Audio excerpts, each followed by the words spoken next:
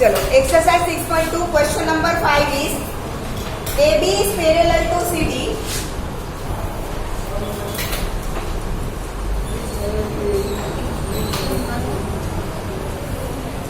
Line AB is line parallel to line CD. Angle APQ is equal to 50 degree. यहाँ पर एक triangle बनाया है, ट्राइंगल PQ and R. अब angle APQ, ये वाला एंगल APQ हमें दिया है 50 डिग्री और angle PRD is equal to 127. ये PRD 127. हमें फाइंड करना है x एंड y. ये है y, ये है x. ठीक है, जो दे रखा है वो लिख देती हूँ. AB is parallel to CD. Angle APQ is equal to 50 degree. Angle PRD is equal to 127 degree. X and Y we have to find. Here now.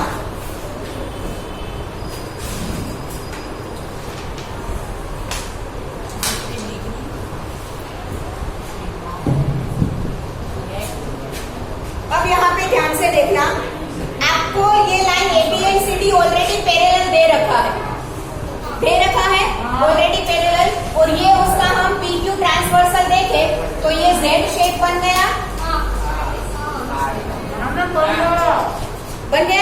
ठीक है, दैट मीन्स ये P और 50 एंड X दोनों क्या है, alternate interior angles. तो दोनों क्या होंगे, इक्वल.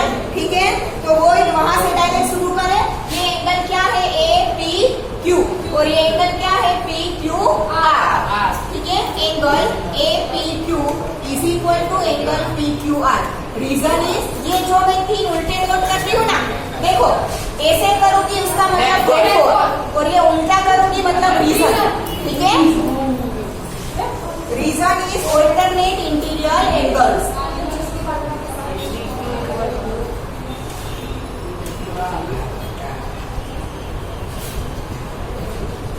ठीक है, अब APQ हमें 50 दिया है और PQR क्या है, X. ठीक है, PQR है X और APQ दिया है 50. तो ये मिल गया हमें X is equal to 50 given. ठीक है, APQ 50 दिया था, PQR X दिया था, जिसकी मदद से हमें X इज इक्वल टू क्या मिला, 50 मिला. ठीक है, अब दूसरा Y करने के लिए थोड़ा कैलकुलेशन ज्यादा करना पड़ेगा, ऐसे डायरेक्टली नहीं मिल जाएगा. ठीक है, अब दूसरा यहाँ पर देखो, यहाँ से मैं ऐसे ड्रॉ करूं तो ये C जैसा शेप मिला और C के शेप में जो अंदर दोनों आते हैं वो क्या होते हैं, interior angles on the same side of the transversal.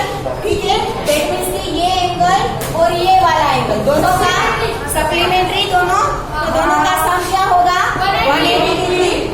तो angle BPR and angle PRD, angle BPR plus angle PRD is equal to 180 degree. Reason is interior angles on the same side of the transversal.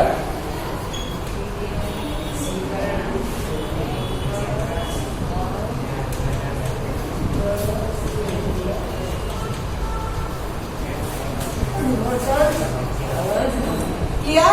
Now BPR हमें find करना है, PRD हमें already 127 दिया है. BPR plus PRD 127 is equal to 180 degree. Therefore, angle BPR is equal to 180 minus 127. Therefore, angle BPR is equal to 180 minus 127, 50 plus 53. BPR ये क्या मिल गया हमें, 53. Now, यहाँ पे ध्यान, 50Y एंड 53 तीनों एक ही लाइन AB पर है.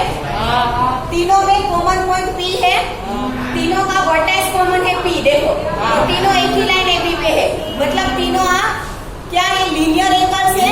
लीनियर पेयर नहीं बोल सकते, पेयर में सिर्फ 2 ही आते हैं, मैंने ये बहुत बार बोला है. ठीक है, 3 एंगल है तो क्या हो गए, तीनों लीनियर एंगल्स. और लीनियर एंगल्स कितने भी हो, सबका सम ऑलवेज क्या होता है, 180 डिग्री.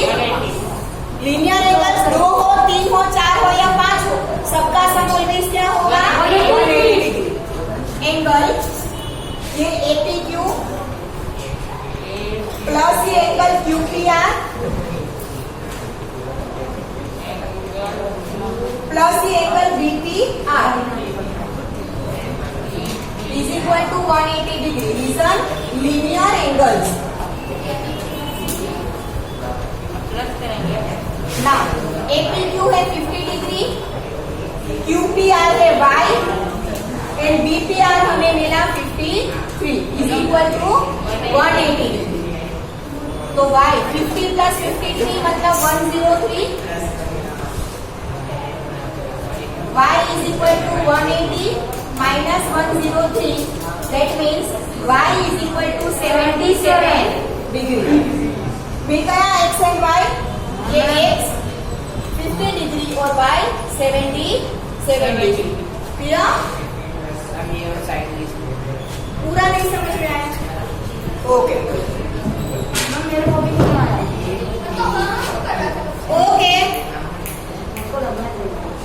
यहां से मैं जो ड्रॉ करके जा रही हूँ वो ध्यान से देखना. ठीक है?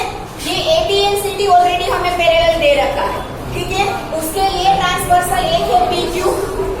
इसे उसका ट्रांसवर्सल मान लो. ऐसा सोचो कि ये ऊपर लाइन जा रही है. ठीक है? तो ये Z स्टेट बन गया और Z के अंदर जो दो एंगल आते हैं उसे क्या नाम देते हैं हम? Alternate interior angle. और alternate interior angles are always equal for two parallel lines होंगी. हाँ, अगर लाइंस पैरेलल ना हो तो इक्वल नहीं होंगे. पैरेलल ऑलरेडी दी है इसलिए वो क्या होंगे? इक्वल होंगे. तो ये एंगल है APQ, ये एंगल है PQR. दोनों इक्वल हो गए. अब APQ हमें ऑलरेडी 50 दिया है, PQR फिगर में X ऑलरेडी लिखा है. ठीक है? तो PQR की जगह पे X लिख दिया, APQ की जगह पे 50 लिख दिया, तो X मिल गया.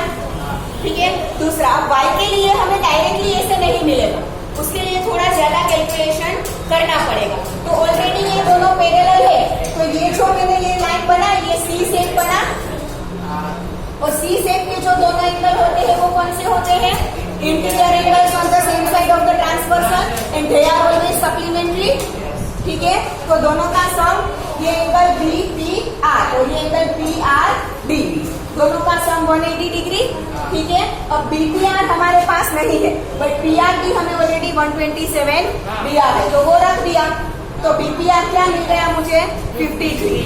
ठीक है? अब ये तीनों एंगल 50, Y एंड 53 ये तीनों एक ही पॉइंट P में, तीनों का वर्टाइस कॉमन है P. ठीक है? और तीनों एंगल एक ही लाइन पे आते हैं. दैट मीन्स लीनियर एंगल है. ठीक है? देखो मैं लीनियर पेयर नहीं बोल रही हूँ. पेयर मतलब सिर्फ दो एंगल होते हैं. ठीक है? और लीनियर एंगल में 3, 4, 5, मानो कि यहाँ से अगर मानो कि कोई दूसरी लाइन निकल रही हो तो 4 एंगल बन जाएंगे ना. ठीक है? तो लीनियर एंगल कितने भी हो सबका सम क्या होगा? Always 180 degree. ठीक है? तो ये तीनों लीनियर है तो तीनों का सम क्या हो गया? 180 डिग्री. ये 50 है उसका नाम APQ, ये Y है उसका नाम PQR और ये 53 है वो BPR. ठीक है? तीनों का सम 180 डिग्री. अब APQ 50 डिग्री है हमारे पास, PQR Y है और BPR है 53. अब टोटल कर दो तो Y क्या मिल जाएगा? किया?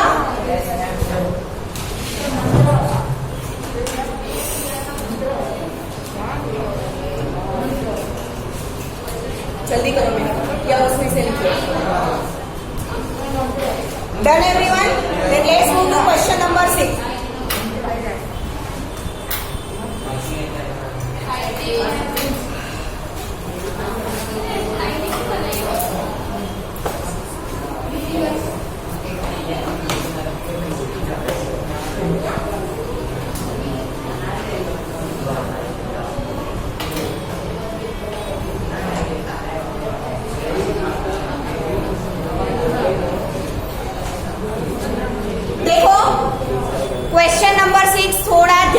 समझना क्योंकि बहुत सारी चीज उसमें आएगी.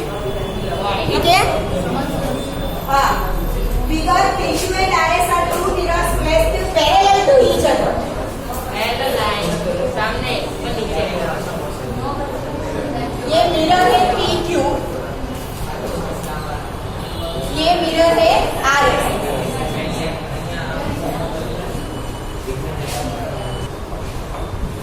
दो मिरर PQ एंड RS एक दूसरे से पैरेलल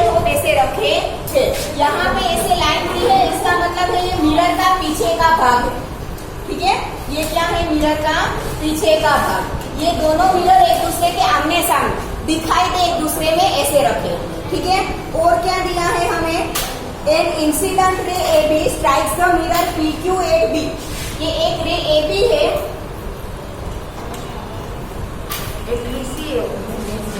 ठीक है, एक रे ए बी जो मिरर पी क्यू को पॉइंट बी पर स्ट्राइक कर रहा है। The reflected ray moves along the path B C. जब कोई भी लाइट का रे जब किसी भी मिरर को स्ट्राइक करता है ना, तो वो वहां से ऑलवेज रिफ्लेक्ट होता है।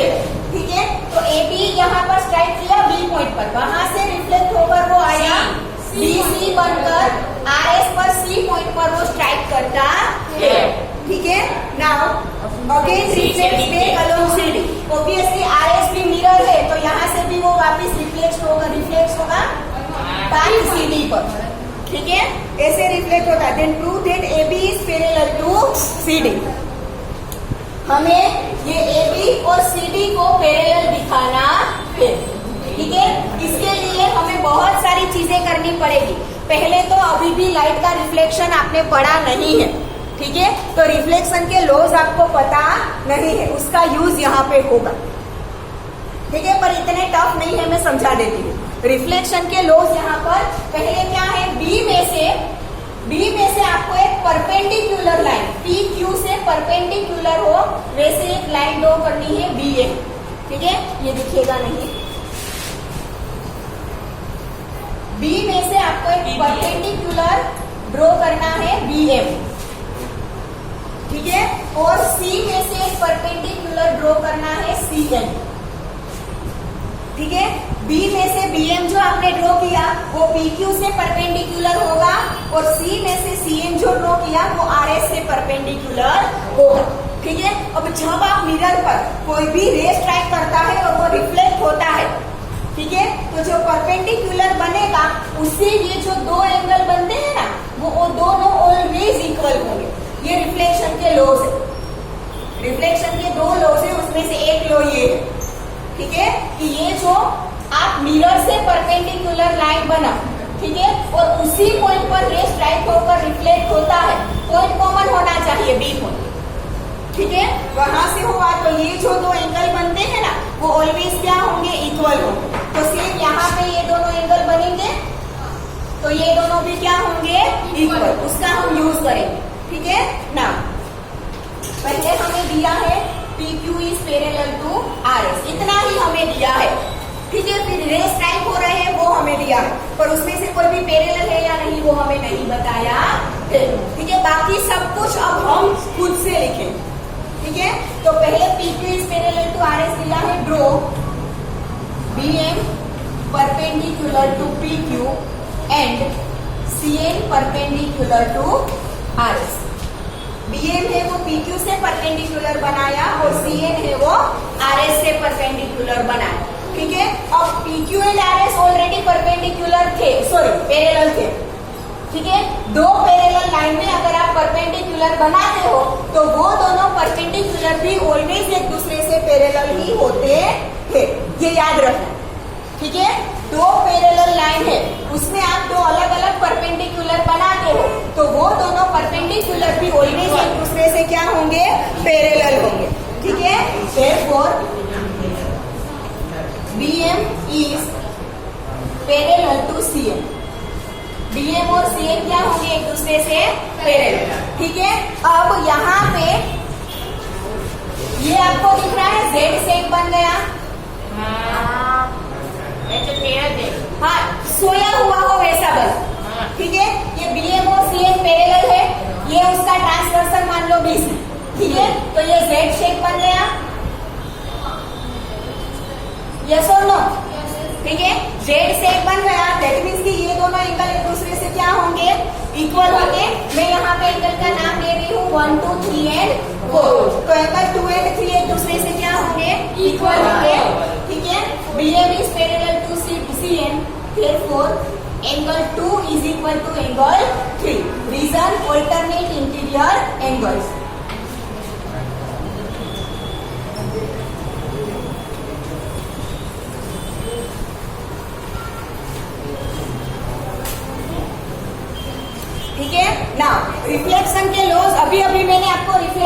एक लो समझाया, ठीक है।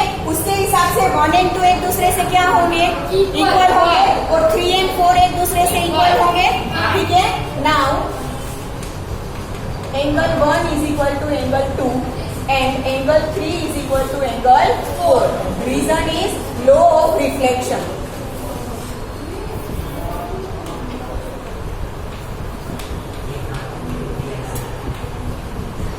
रीजन क्या है, लो रिफ्लेक्शन, ठीक है। अब 1 और 2 इक्वल है, 3 और 4 इक्वल है। अब दोनों में से 2 और 3, ये 2 और 3 एक दूसरे से इक्वल है, दैट मीन्स कि ये चारों एक दूसरे से इक्वल होंगे। 2 और 3 एक दूसरे से इक्वल है, 2 के साथ 1 इक्वल है, 3 के साथ 4 इक्वल है, तो ये चारों एक दूसरे से क्या हो जाएंगे, इक्वल हो जाएंगे। Therefore angle 1 is equal to 2 is equal to 3 is equal to 4. आया समझ में, ठीक है। अब मैं दो की ये पेयर बनाती हूँ, 1, 2 और 3, 4 चारों सेम है, तो किसी भी दो का सम करोगे वो बाकी की दो के सम से इक्वल ही होगा, यस और नो, ठीक है। Therefore angle 1 plus angle 2 is equal to angle 3 plus angle 4. चारों इक्वल है, तो चारों में से दो की पेयर बना के सम करोगे तो ऑब्वियसली सेम ही आएगा ना, यस और नो। मानो कि चारों के चारों 50-50 है, फॉर एग्जाम्पल चारों की मेजरमेंट मानो कि 50-50 डिग्री है, तो 50 प्लस 50 100 और 50 प्लस 50 100. आया समझ में, ठीक है। और अब 1 प्लस 2 करो तो ये पूरा एंगल एबीसी बन जाएगा, यस और नो। 1 प्लस 2 मतलब एंगल एबीसी एंड 3 प्लस 4 मतलब बीसीडी, यस और नो, ठीक है। Therefore angle ABC is equal to angle BCD होगा, ठीक है। अब ये एंगल एबीसी एंड बीसीडी हमें इक्वल मिला। अब यहाँ पे देखो ये शेप बन रहा है,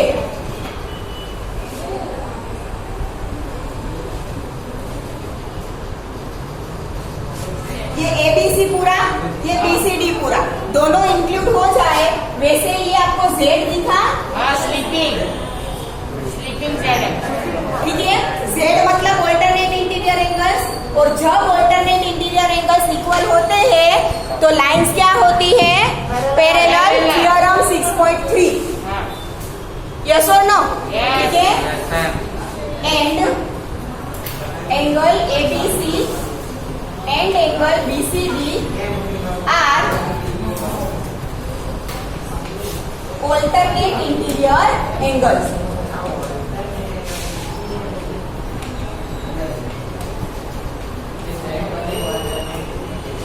दोनों इक्वल भी है, दोनों ऑल्टरनेट इंटीरियर एंगल्स भी है. दैट मीन्स एबी और सीडी क्या हो गए, पैरेलल हो गए, और बीसी उसका क्या बन जाएगा, ट्रांसवर्सल, ठीक है.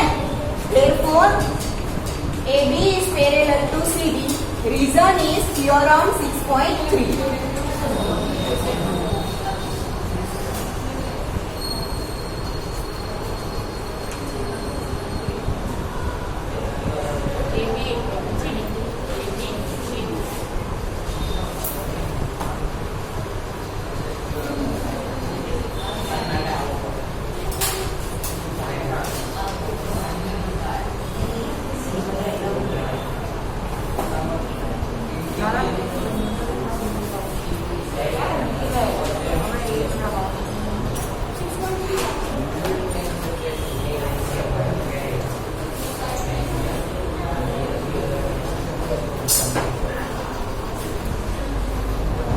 हो गया?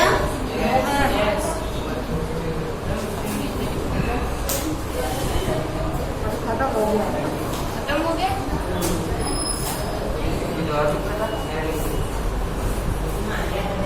मैंने और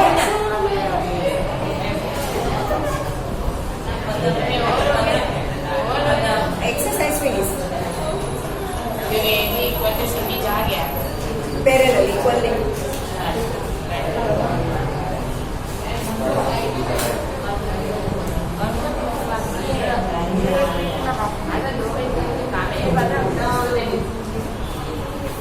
डन एवरीवन? यस. ओके. अब थोड़ा थियोरी है, दो थियोरम पहले देखना है. थियोरम 6.7 और 6.8. थियोरम 6.6 तक हमने ऑलरेडी लिख लिया है, राइट? और इसमें देख देख के बात क्या कर रहा है?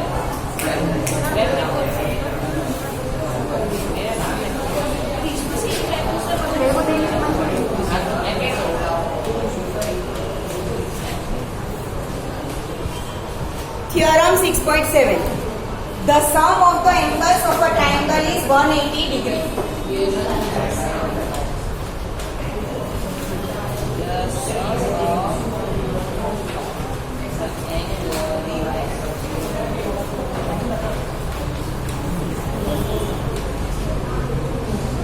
The sum of the angles of a triangle is 180 degree. ये जो दोनों थ्योरम हम लिखेंगे ना, थ्योरम 6.7 एंड थ्योरम 6.8, ये दोनों आपने 8th स्टैंडर्ड में चैप्टर नंबर 3 में ऑलरेडी पढ़ लिए हैं. हाँ, थ्योरम के रूप में नहीं पढ़ा है, पर पढ़ लिया है as a property. Properties of triangle. ठीक है, ट्राइंगल के तीनों एंगल का सम ऑलवेज क्या होता है? 180 degree. Angle 1, angle 2 and angle 3. Interior, हाँ, एक्सटीरियर नहीं. ट्राइंगल के तीनों इंटीरियर एंगल का सम ऑलवेज क्या होगा? 180 डिग्री. अब दूसरा थ्योरम नंबर 6.8, वो भी आपने स्टैंडर्ड 8 में पढ़ लिया है चैप्टर नंबर 3 में.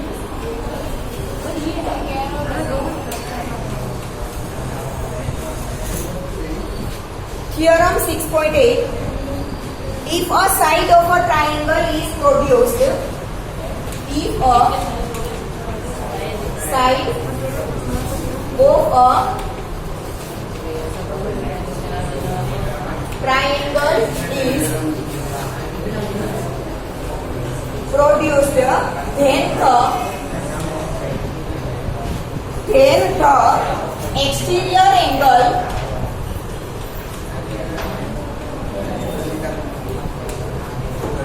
so formed is equal to the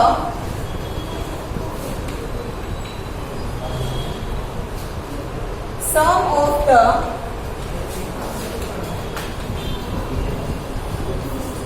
two interior opposite angles.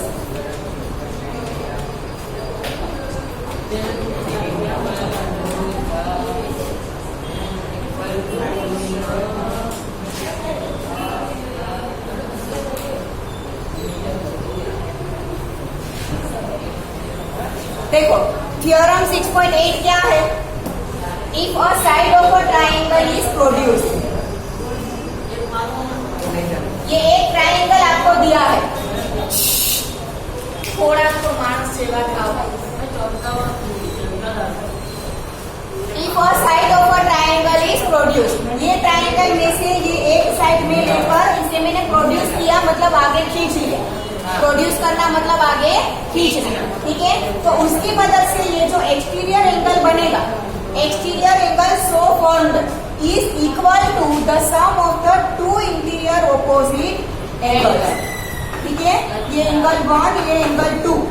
ठीक है, ये एंगल 3, और मानो कि ये एंगल नंबर 4 है, तो angle 4 is equal to angle 1 plus angle 2. ठीक है, जहां पर वो एक्सटीरियर है, वो इंटीरियर को छोड़कर बाकी के दोनों का सम. का सम 4. हाँ, ठीक है, इन दोनों का सम क्या मिलेगा हमें? Angle number 4. दिया. ठीक है, जहां पर वो एक्सटीरियर बना है उसका इंटीरियर छोड़ देना है, बाकी के दोनों इंटीरियर का क्या करोगे? सम. आया समझ में? ठीक है, लिख लो फटाफट. डायग्राम बनाओ. नहीं, डायग्राम तो मैंने समझाने के लिए बनाया है.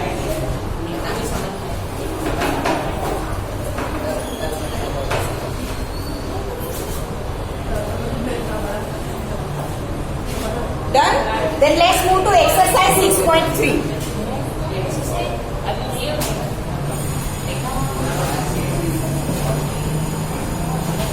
ओके, नेक्स्ट लेक्चर से स्टार्ट करेंगे.